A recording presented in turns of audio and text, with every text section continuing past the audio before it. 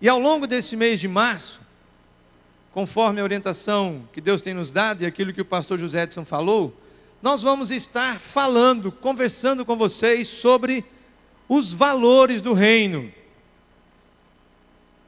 5 valores preciosos que queremos ressaltar, destacar. Alguns de vocês já viveram isso conosco, já ouviram falar sobre os 5 M's.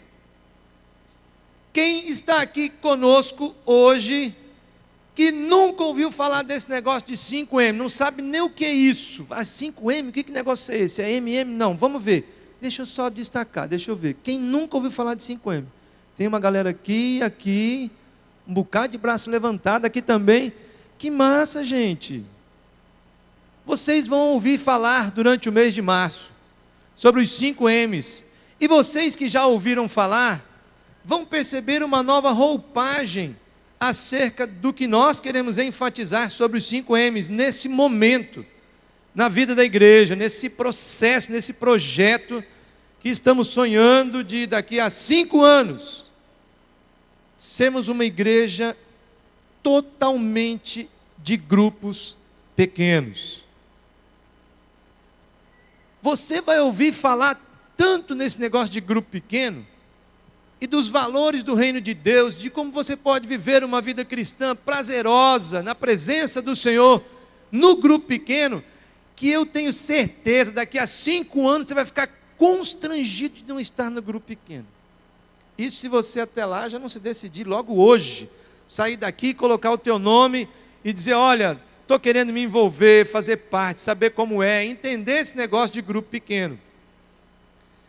E você que não ouviu falar dos 5M's, eu vou dar uma maneira bem gostosa de você guardar todos eles.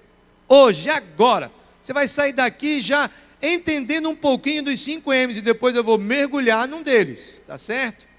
Você vai falar literalmente o seguinte, comigo. Mi, ma, mu, mi, mo. Agora fala com a pessoa do lado. Mimamu, mimô. É verdade, pode falar com a tua esposa aí, com o teu amigo. De repente você nem conhece ele, é a oportunidade de você conhecer. Diz para ele assim: mi, ma, mu, mi, mo. Mi de missão. É a minha missão falar sobre a nossa missão hoje, tá certo?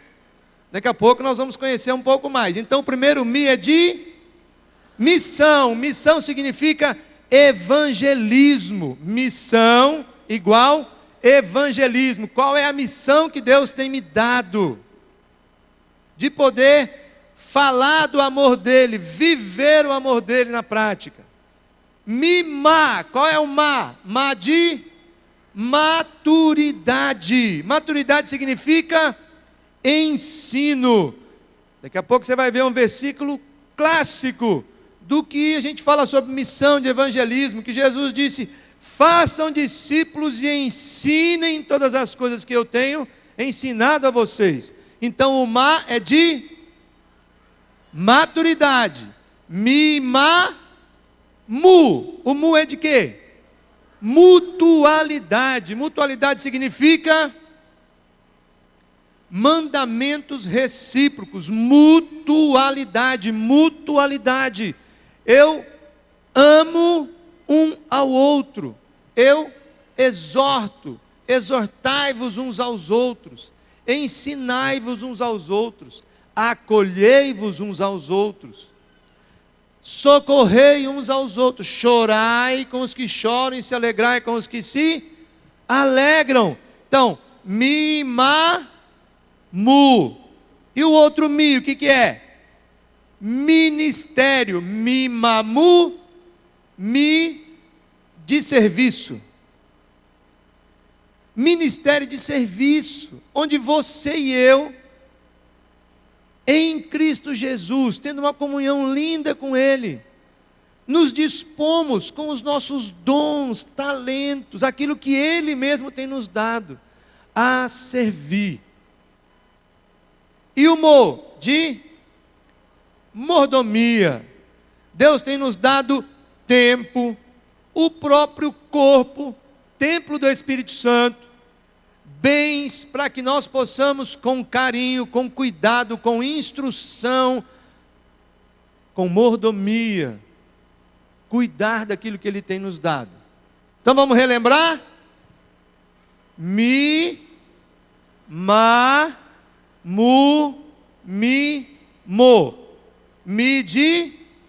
Não, mi de evangelismo. Ma de? Ensino. Bom, já teve alguns que ficaram espertos aí. Mu de? Mandamentos recíprocos. Estou confundindo a cabeça de todo mundo nesse início, vai ser tão legal. Depois eu desconfundo, fica legal. E o outro mi de? Serviço, mi de ministério. E mo de? Cuidado com aquilo que Deus tem nos dado. Missão, maturidade, mutualidade, ministério e mordomia. Vocês foram tranquilos agora. Tem alguém que está rindo legal aqui, gostou, né? 5 M's, os valores do reino de Deus. O primeiro M é o M de missão. Missão significa evangelizar, alcançar pessoas, fazer discípulos.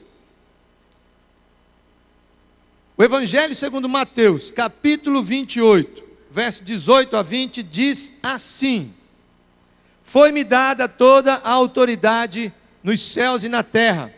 Portanto, vão e façam discípulos de todas as nações, batizando-os em nome do Pai e do Filho e do Espírito Santo, ensinando-os a obedecer a tudo o que eu lhes ordenei.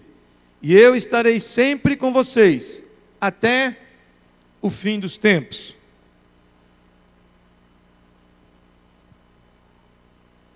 Há alguns mitos acerca de evangelismo. Quer ver um mito? No quesito relacionamentos. O mito é: evangelismo significa alcançar e evangelizar estranhos. Então você sai daqui e vai para a China, vai para o Afeganistão, vai para o Iraque. Ah, tem muito missionário que não quer ir para o Iraque, não. Mas se falar que é para ir para o Havaí, vai mesmo, não é não? Evangelizar no Havaí é muito tranquilo.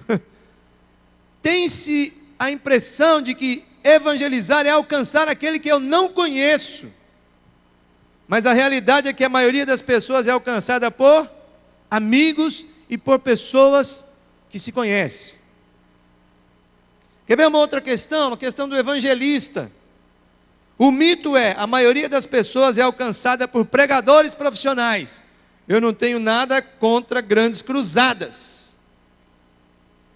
Deus usou a vida de grandes homens ao longo da história para fazer grandes cruzadas de evangelização. Talvez o maior deles foi Billy Graham. Nenhum mistério sobre isso. Mas a própria cruzada Billy Graham diz que daquelas pessoas que se decidiram lá no estádio, somente 15 permaneceram ao lado de Jesus. É o histórico que eles têm. Olha que negócio interessante você imaginar. 100 pessoas entregaram a vida e 15 permaneceram no Evangelho. Eu acredito que ficaram muito mais, minha percepção. Mas nós temos a impressão de que tem que vir alguém que sabe evangelizar e por isso ele vai alcançar pessoas. E a realidade é que a maioria das pessoas são alcançadas por cristãos comuns, como eu e você. Outro mito de que a conversão é instantânea. Se dá no momento onde foi feito um apelo e aí você se converte. A realidade é que a conversão tem sido um processo na vida de todos nós, ou da grande maioria de nós,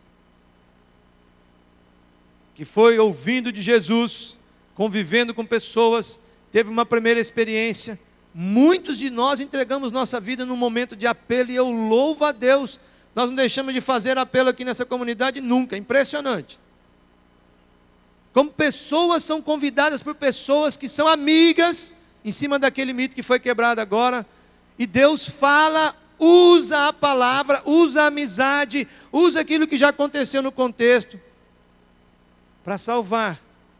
Mas a própria Bíblia diz, desenvolvei a salvação que há em vós. Salvação é um processo. Outro mito, influência. Evangelismo significa dizer as palavras certas. E aí, pela palavra certa, a pessoa é convencida. Muitos de nós ficam com medo de falar do amor de Deus, de proclamar a verdade, porque acha que tem que ter um versículo certo, é o plano certo. E de novo, nada contra as 4 linguagens, as 5 linguagens, as 6, os 4 passos, 5 não sei o que lá, os 12, os 8, tem um monte de métodos de evangelismo, onde você, para apresentar o plano de salvação, você se orienta por aqueles versículos. Mas a verdade é que as pessoas são ganhas para Jesus por meio do amor prático e das palavras. E há um trabalho de equipe. As pessoas são levadas a Jesus por meio da influência não só de uma pessoa. Quanto mais cristãos convivem com um não cristão, mais esse é influenciado.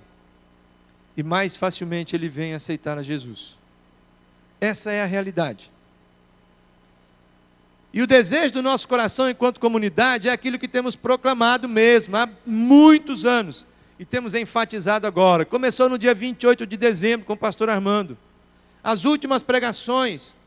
Cada cristão, um discípulo. Cada discípulo, um ministro. Cada casa, uma igreja. Guarda isso. Cada cristão, um discípulo. Cada discípulo, um ministro. E onde esse ministro está, lá na sua casa, o seu grupo pequeno vai ter liberdade de estar ali. E ali é uma igreja. Eu quero hoje à noite conversar sobre histórias. Alguns brincam comigo, dizendo: o Nelson é o Forrest Gump do Ceará. Toda vez que eu venho pregar aqui, eu digo que eu preciso contar história. Tem que contar história. Sou apaixonado por história de vidas que foram transformadas por Deus. E quando estávamos conversando na liderança sobre o mês de março, as pregações que teríamos e tal, quando o pessoal falou missão, eu levantei a mão e falei: eu quero pregar, eu quero falar sobre evangelismo em 3 histórias. Aí o pessoal já brincou: lá vem o Nelson com as suas histórias. Digo, é exatamente isso. O desejo do meu coração nessa tarde é tirar um peso que talvez você carregue até hoje, por pensar assim: eu não consigo levar alguém a Jesus. Eu acho que isso é a especialidade de alguns, que tem um certo dom, mas eu não tenho aquele certo dom, eu não consigo verbalizar minha fé, eu não consigo falar, como é que eu faço? Eu fico me sentindo meio que um cristão, um crente de 2ª categoria, porque eu nunca falei, nunca evangelizei alguém, nunca levei alguém a Jesus.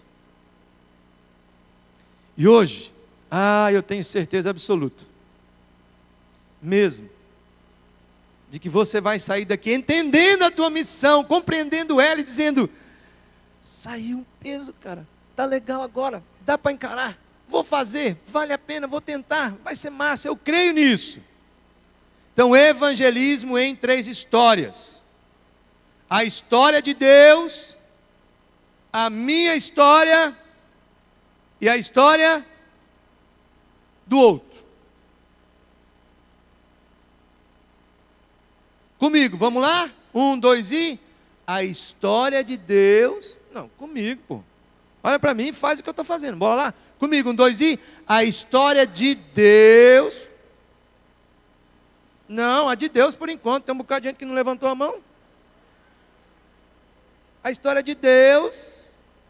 De Deus... A minha história...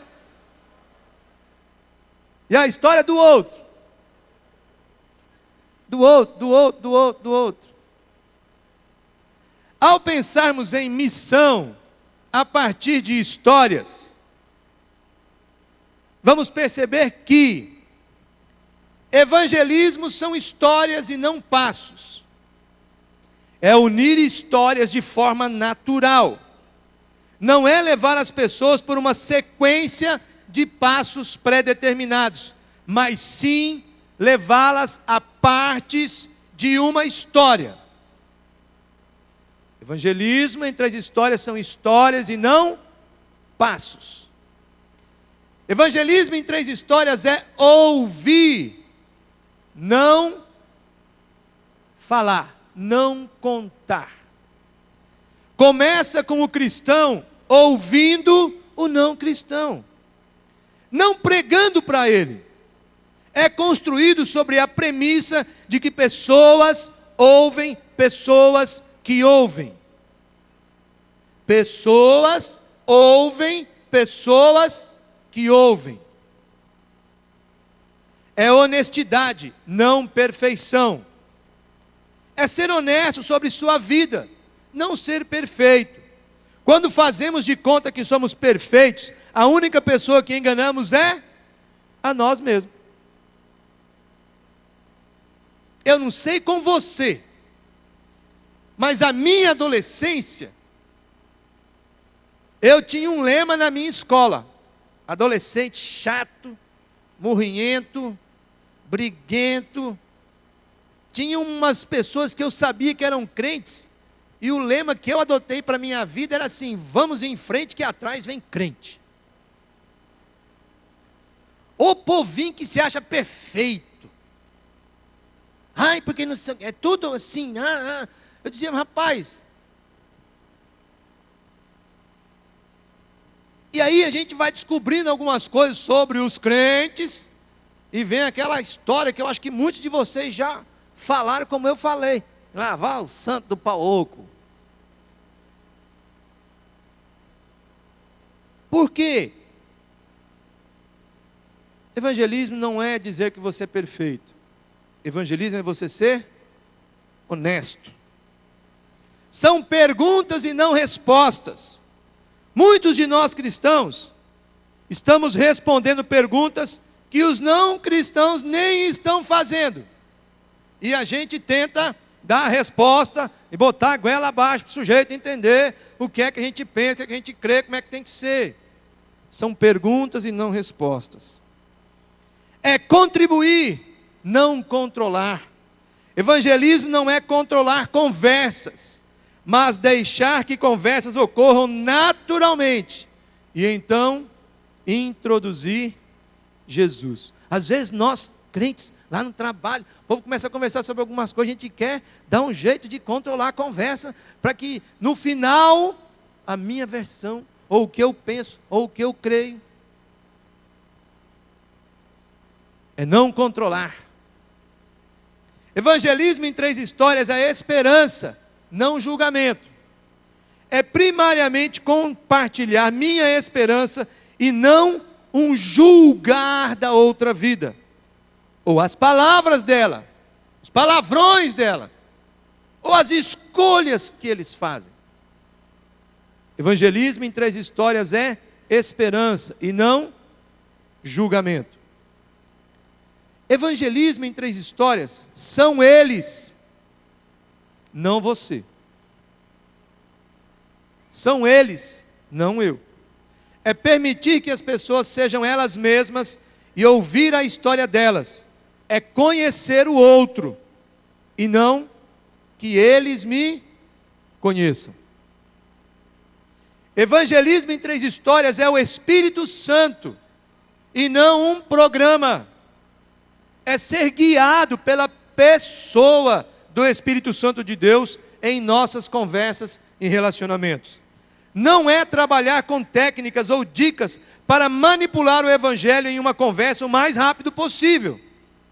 É ser guiado pelo Espírito Santo para trazer as partes da história de Jesus que Ele mesmo quer que sejam faladas naquele momento. É não linear, ao invés de linear. É permitir que as pessoas descubram a parte da história de Jesus que é mais relevante para elas naquele momento. A história de Jesus não chega para todos na mesma ordem ou com as mesmas palavras, não é verdade? Pegue a tua história, como foi que a história de Jesus entrou na tua vida? Por onde? O que é que mais te marcou? E por último, evangelismo em 3 histórias é vida, não palavras. É a vida de Deus e a minha vida e a vida deles. E a realidade dessas vidas em nossas conversas.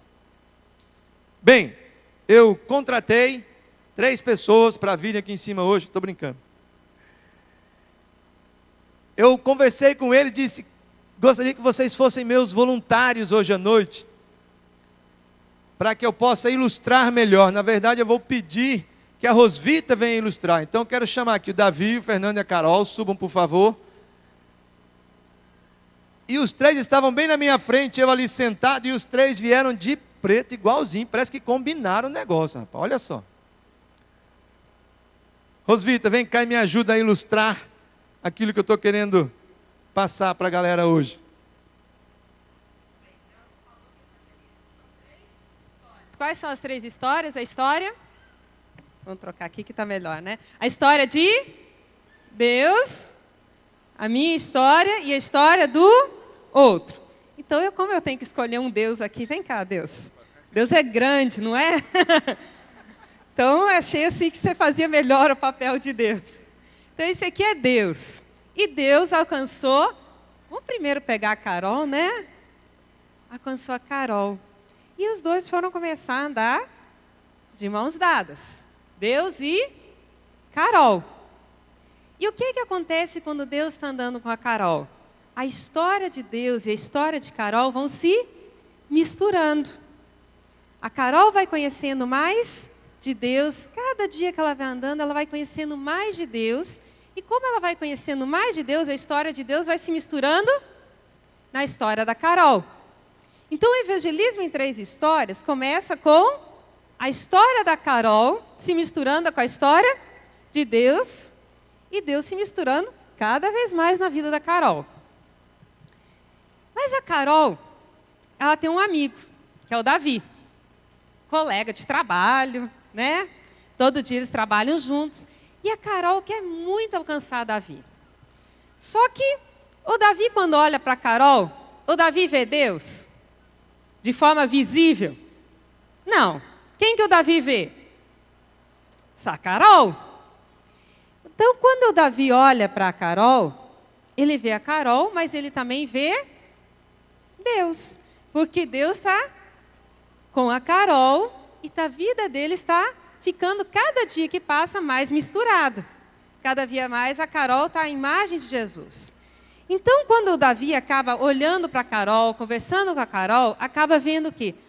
Que existe algo especial na vida da Carol que ele talvez nem saiba bem o que é. E os 2 vão tendo um relacionamento de amizade e são amigos e andam juntos. Então, nós já temos 3 histórias aqui. A história da Carol e a história do Davi. E quando Carol e Davi vão andando juntos, eles vão tendo a oportunidade de compartilhar a sua vida um com o outro. A Carol compartilha a sua vida com o Davi, mas a vida da Carol não é só mais ela, a vida da Carol é Carol e Deus. E o Davi vai compartilhando a sua história com a Carol. Mas chega um ponto que o Davi começa a ficar curioso sobre a vida da Carol, vai ouvindo, os 2 vão se conhecendo, e ela tem a oportunidade de apresentar quem para o Davi? Deus. E aí ele vai ouvindo sobre Deus, e Davi fica com vontade de dar a mão para Deus também. Então é nesse momento que é uma decisão que o Davi faz de também juntar a sua história com a história de Deus. E essas 3 histórias acabam então no final entrelaçadas. A história de Deus com a Carol, a história de Carol com Davi e depois a história de Davi com Deus. É isso, gente. Deu para entender como essas 3 histórias se juntam? Legal. Obrigado, gente.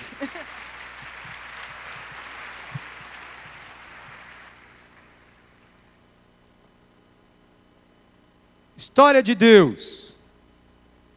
Vamos conhecer um pouquinho sobre essa questão da história de Deus. Porque a verdade e o mito que nos foi passado, ou a inverdade e o mito que nos foi passado, é de que eu, para alcançar o outro, tenho que ir primeiramente atrás do outro. E o que nós percebemos aqui é que a primeira história que eu preciso investir é na história de Deus em relação à minha história. Então a primeira história é a história de Deus. Precisamos desenvolver um relacionamento de permanecer em Cristo. Conforme diz João 15:5.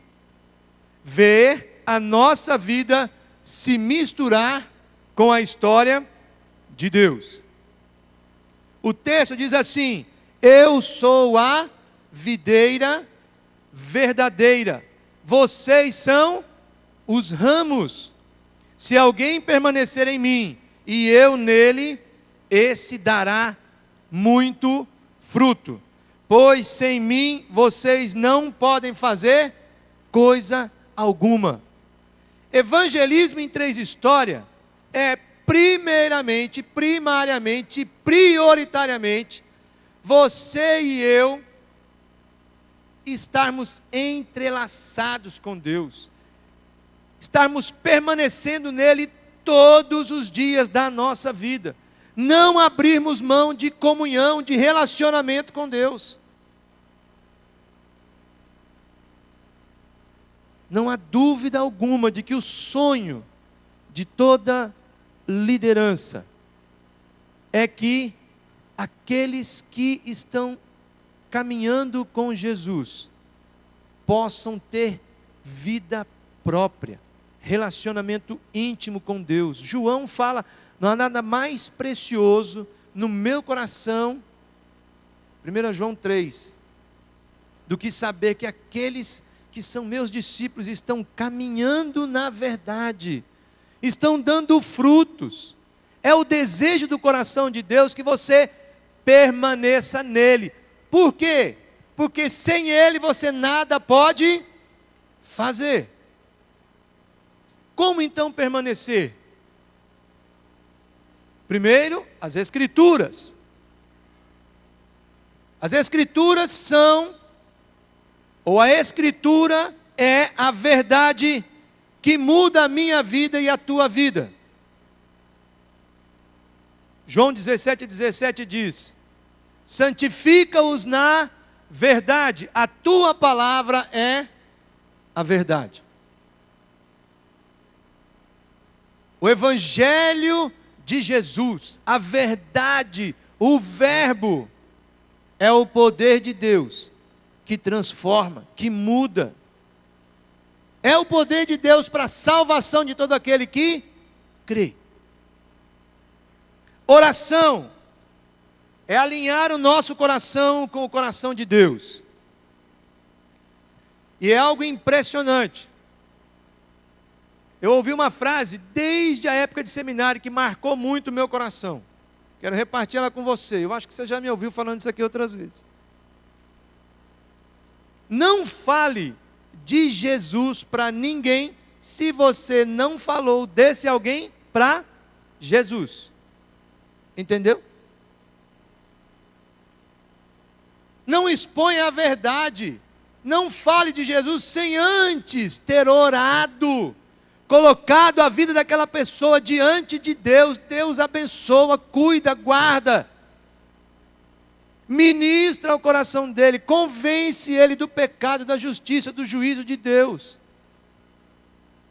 A oração vai demonstrar o quanto de relacionamento você tem com essa pessoa, o quanto você a ama, o quanto você se importa com ela, ao interceder por ela.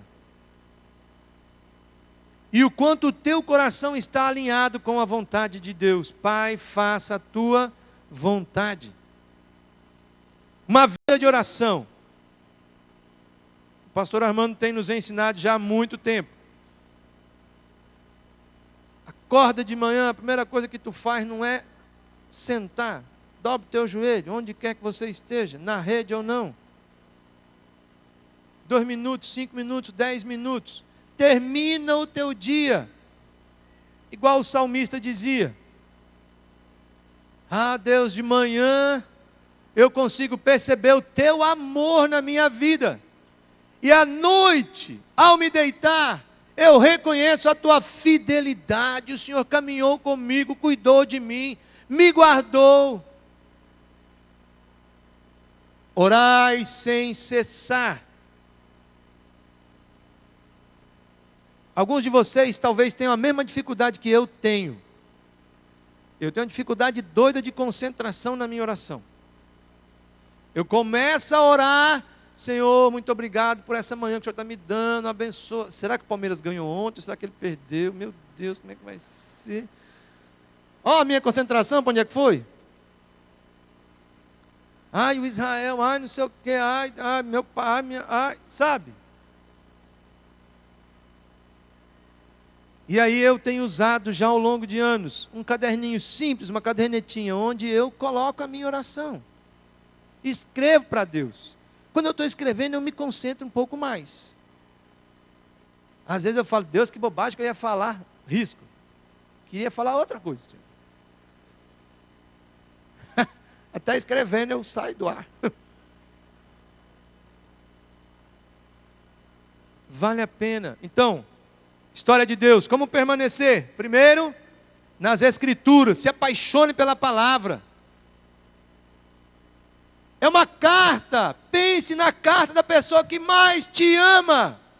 Deixou para você uma carta de amor.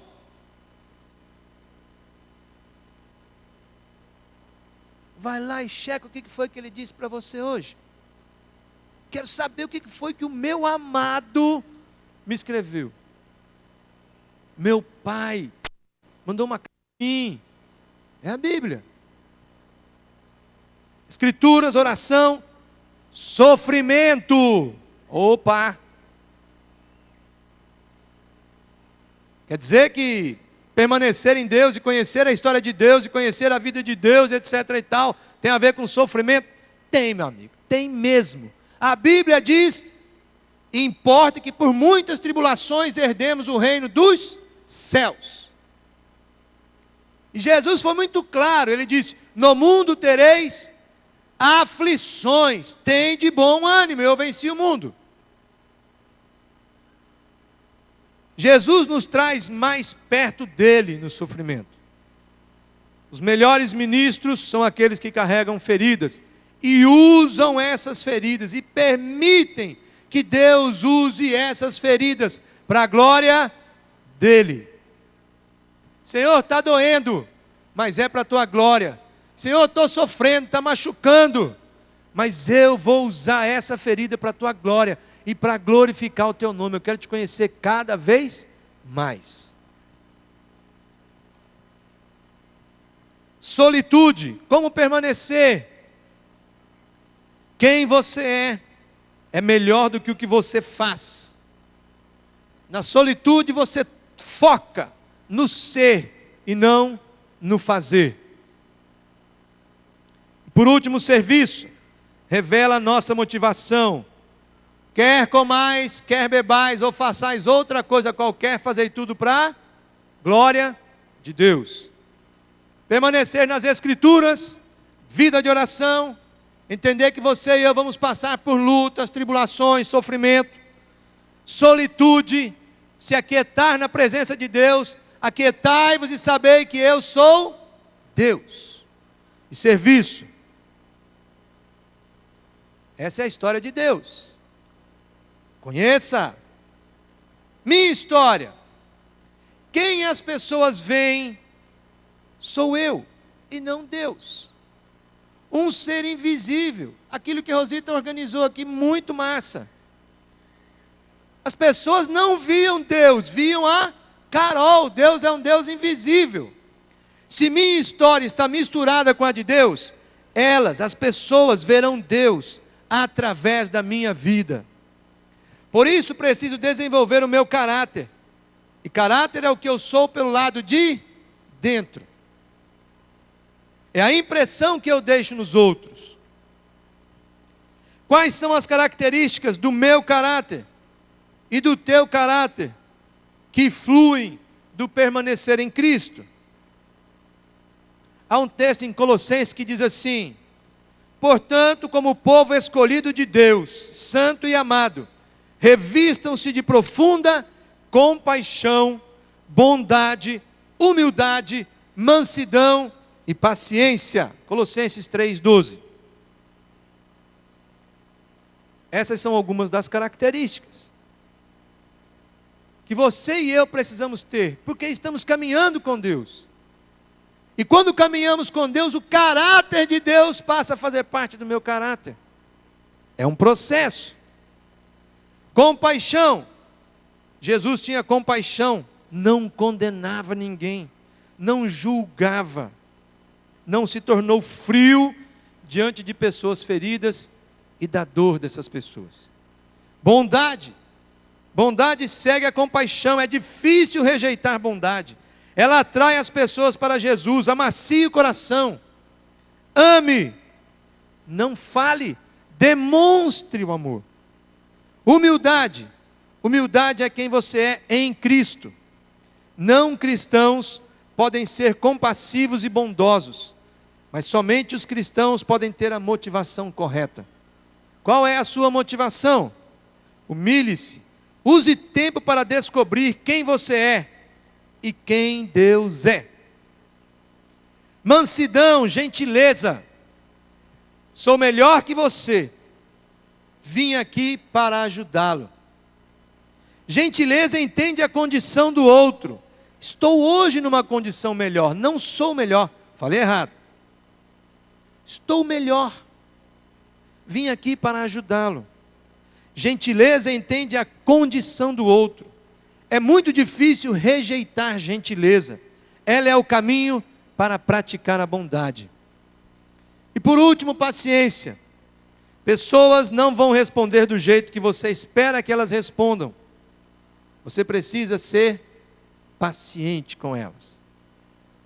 Minha história, o caráter de Deus na minha vida, me reveste daquilo que é fruto do Espírito Santo.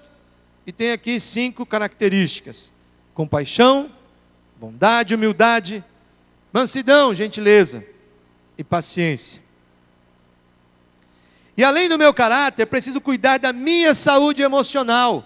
Eu, cristão, crente em Jesus, preciso cuidar da minha saúde emocional, sim. Tenho lutado com uma depressão, tem 3 anos. Tem gente que ainda acha que esse negócio de depressão é só para quem não confia em Deus. Ô meu amigo, eu louvo a Deus pelos médicos, pelos psicólogos, pela minha família, pelas burquinhas que eu andei tomando uns tempos e continuo tomando, entendeu?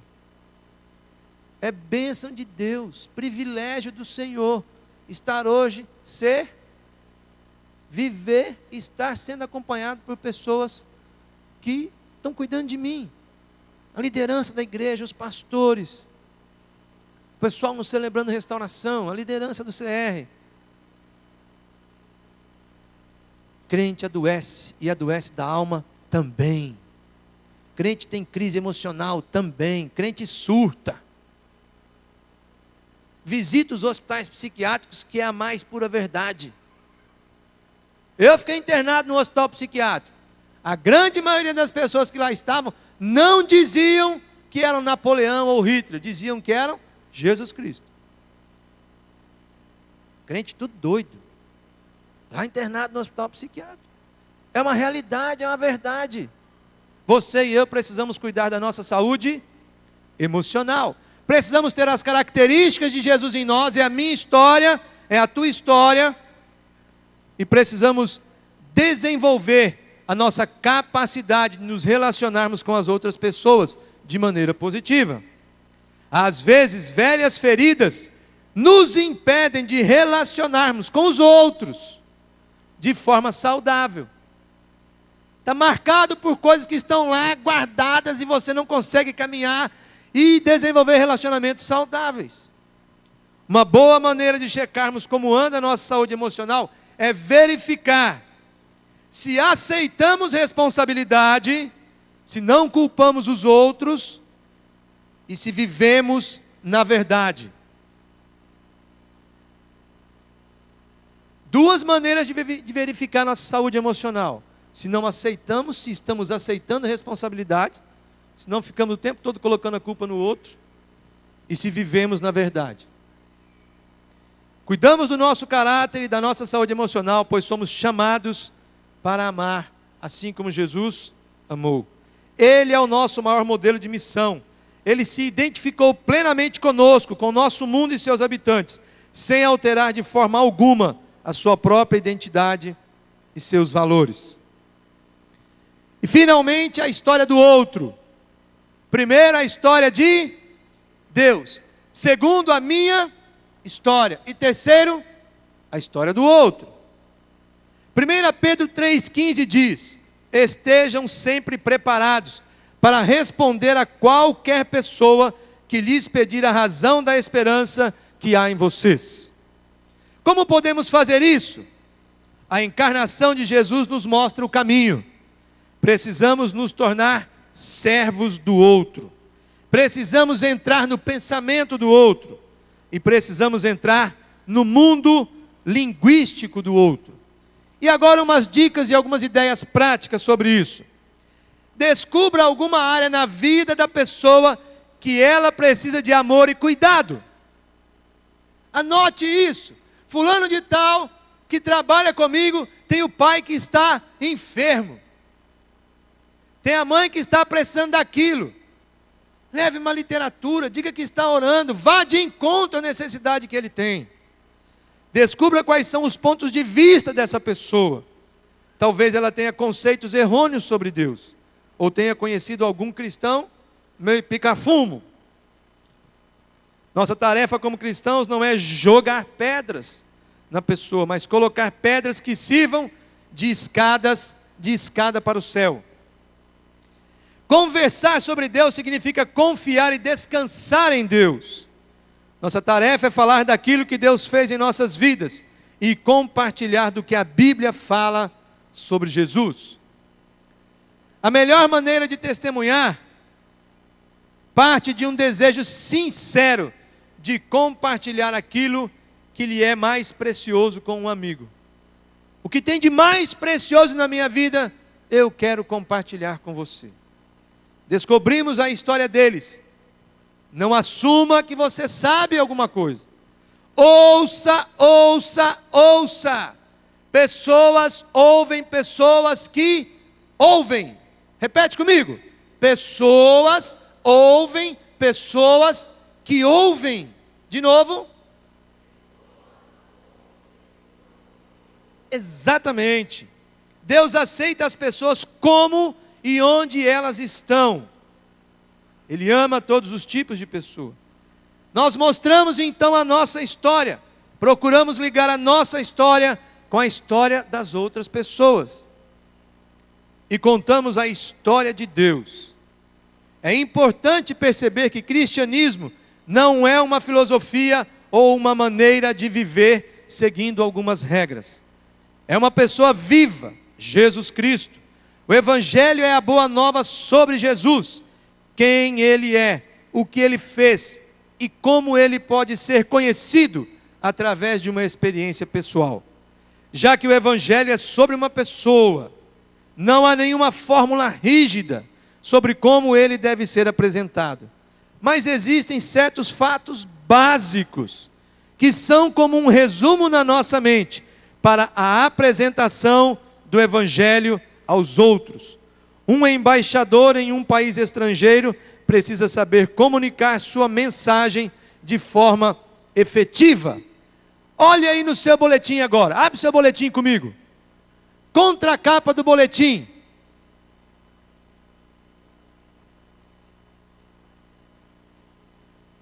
Isso é para você estudar em casa.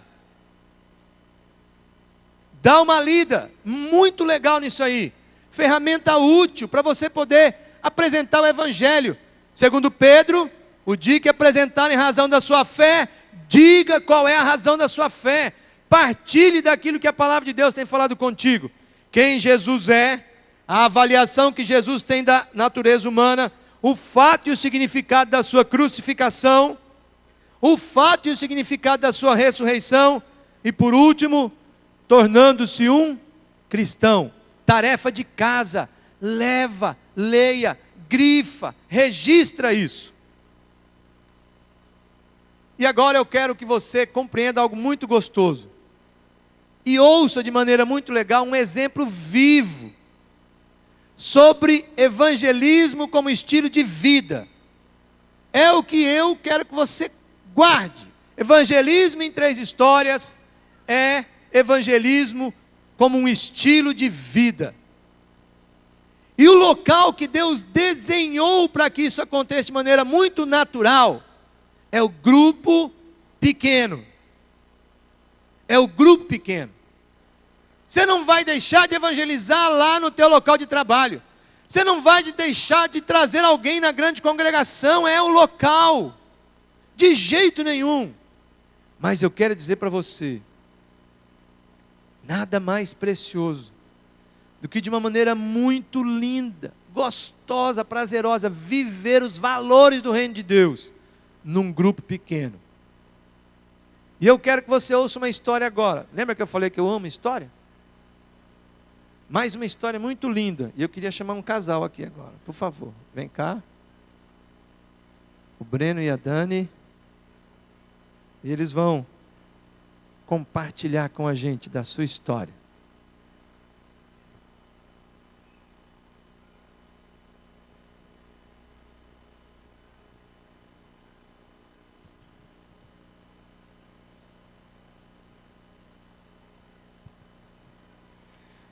A paz do Senhor, igreja. Meu nome é Breno e esta é a minha esposa, Daniela. Somos casados há 9 anos e temos 2 filhos, a Rebeca de 7 anos e o Tiago de 4 anos. Com pouco tempo de casado, eu me considerava um sujeito de sorte e, por que não dizer, realizado. Havia casado com uma mulher bonita e inteligente, morando em uma boa casa, já tinha meus consultórios e me julgava o marido perfeito. Não bebia, não farreava, era do trabalho para casa. Na minha arrogância eu pensava comigo mesmo, a Daniela tem um marido que pediu a Deus. De tal modo que eu não entendia nem aceitava quando ela reclamava, por exemplo, de que se sentia só, sem ter com quem conversar, enquanto eu assistia a todos os jogos na TV e ainda ouvia os resultados pelo rádio. Eu pensava assim, Daniela, a minha presença em casa já te basta, né? Eu não saio sem ti. Pois é, irmãos, a minha arrogância não me permitia ver os meus próprios defeitos e o meu egoísmo. Bom, do outro lado estava a Daniela, se sentindo insatisfeita, com razão, né? Hoje eu vejo que ela tinha razão na insatisfação dela. E talvez por isso, pouco tolerante, principalmente comigo. Então as discussões e desentendimentos estavam se tornando mais presentes em nosso dia a dia. Mas na minha presunção e autossuficiência, eu continuava achando que estava tudo sob controle, que eu estava certo e que Deus para mim era algo muito abstrato, distante, que eu me lembrava e buscava somente nas situações difíceis ou quando queria que alguma coisa desse certo. Não ia à missa e culto, nem pensar. Confesso que eu era muito preconceituoso. Apesar de todo esse orgulho e indiferença e de todos os nossos defeitos, o Senhor Deus já cuidava, se importava e amava a mim e a minha esposa. Meus irmãos, pois não é que Ele colocou um servo dele para ser meu vizinho? Pois é, um vizinho crente bem em frente à minha casa. E vejam que havia uns 30 lotes disponíveis na minha rua. Não foi por acaso, com certeza era um plano de Deus para nossas vidas. Daí começamos a perceber uma movimentação às sextas-feiras, uns carros em frente, umas músicas legais, e eu perguntava, para que é que esse povo tanto se reúne? Nós não podíamos imaginar que já éramos alvos das orações daquele pequeno grupo. Pessoas que se importavam conosco a ponto de planejar encontros facilitadores para que pudéssemos, pouco a pouco, nos integrar e conhecer aquele pequeno grupo. Passamos então a fazer parte do grupo, e a partir daí, meus preconceitos em relação a crente comecei a me sentir mais à vontade para conhecer a igreja e a consequência é que aceitei a Cristo como meu Senhor e Salvador. Temos a plena convicção de que o pequeno grupo foi o meio que Deus usou para nos alcançar, além de ter sido um presente de casamento que Deus nos deu, pois a troca de experiências, a orientação dos irmãos, o compartilhar das lutas e fraquezas e o estudo da palavra de Deus foram de grande importância para o nosso casamento. Ainda temos nossas lutas e diferenças, mas temos aprendido a resolver nossos problemas de uma forma mais madura e equilibrada. E hoje, graças ao meu Deus, eu posso dizer que amo a minha esposa mais do que quando a conheci. Não quero fazer parecer que um pequeno grupo seja um lugar perfeito, pois se trata de um grupo de pessoas com suas imperfeições.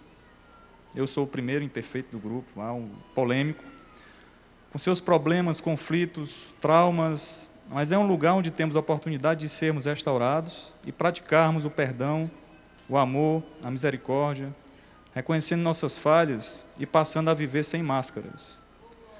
Nada disso é fácil, mas temos que ter em mente e no coração que é o Senhor Jesus que está no centro desses relacionamentos e que somente Ele pode nos capacitar a praticar os mandamentos recíprocos. Quero agradecer a Deus pela vida de cada irmão que já caminhou conosco. Hoje eu vi alguns aqui, são muitos. Eu louvo a Deus pela vida de cada um de vocês. Vocês, de uma forma ou de outra, nos abençoaram muito. E continuamos fazendo parte de um pequeno grupo. Grupo este que está aberto a casais que queiram vivenciar verdadeiramente o que é ser igreja. Obrigado e que Deus abençoe a todos. Amém. Aleluia. Obrigado, Dani. Obrigadão, Breno. Não existem evangelistas profissionais. Somente pessoas que, como você e eu, sabemos, temos um privilégio enorme.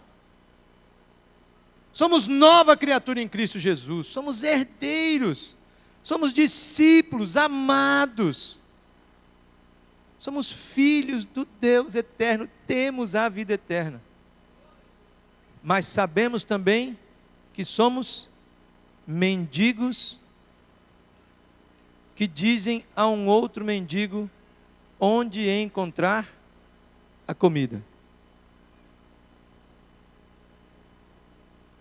Somos mendigos. E falamos com os outros mendigos. Olha, a comida está aqui. Ele é o pão que desceu do céu. Ele é a água viva. E quem bebe dele jamais terá sede novamente. Evangelismo em 3 histórias é isso, queridos. É cada dia mais você apaixonado com Deus, vivendo vida santa, desenvolvendo a santificação, buscando ser santo como Ele é santo, permanecendo nele. É permitindo que Ele vá moldando a tua história, a tua vida, a tua mente, teus conceitos. E é como estilo de vida, dizendo para o outro: eu sei onde encontrar comida, eu sei onde encontrar o que beber. Ele é a fonte, Ele é a água. Bem, eu quero desafiar você. Primeiro, a viver o teu M de evangelismo. De forma muito massa, muito legal. A permitir que a tua vida e a tua história sejam moldadas pela vida e pela história de Deus. E a repartir a tua história com outros. A ouvir, ouvir, ouvir. E permitir que Deus fale com a tua vida. E, no momento certo, na hora certa, dar a razão da tua fé. E eu quero dizer para você que um lugar que Deus tem escolhido de maneira muito legal para você viver isso é o grupo pequeno. Se você é jovem, cara, se engaja, procura um grupo pequeno de jovem. Se você é casado, meu amigo, não abra mão disso.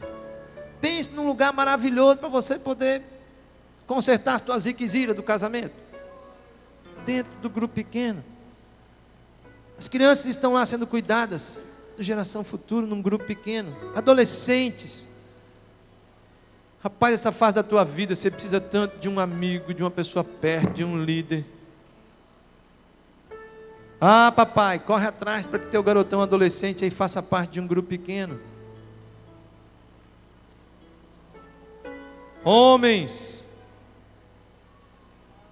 procurem se envolver com outros homens num grupo pequeno.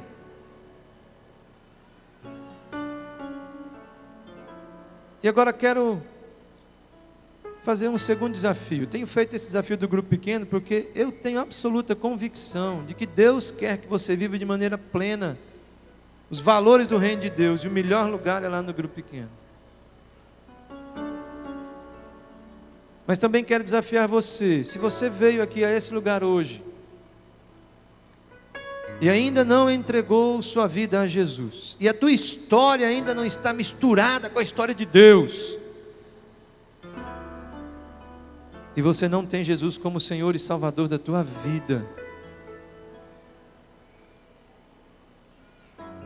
essa é a noite, esse é o teu momento. Tem alguém no nosso meio que gostaria de entregar sua vida a Jesus hoje à noite? Faça um sinal com uma das mãos, dizendo: eu gostaria de hoje à noite entregar minha vida a Jesus.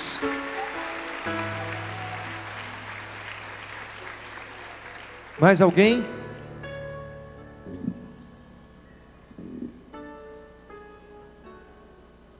Talvez você tenha vindo aqui e você já fez essa decisão um dia. Mas você está longe do Senhor e o desejo do teu coração é que você se volte para Ele, se reconcilie com Ele, para fazer essa coisa gostosa do M de evangelismo, do M de missão, da missão da tua vida acontecer. Se é esse o teu caso, não saia daqui sem conversar com alguém ali no Espaço Conexão.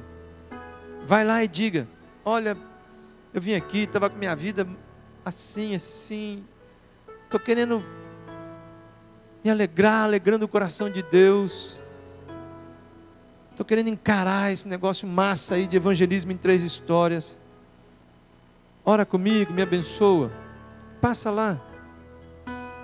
E se há alguém aqui que ainda não fez esse gesto, por alguma razão, não ficou envergonhado, não levantou a mão, pai, você não precisa levantar a mão aqui para poder ir lá conversar com alguém, ou conversar com alguém aí do teu lado, de jeito nenhum. A minha oração é que o Espírito Santo de Deus, que convence do pecado, da justiça e do juízo, continue te incomodando aí, ó, remexendo contigo, para que você ainda hoje, antes de botar a cabeça lá no teu travesseiro, você entregue a sua vida a Jesus.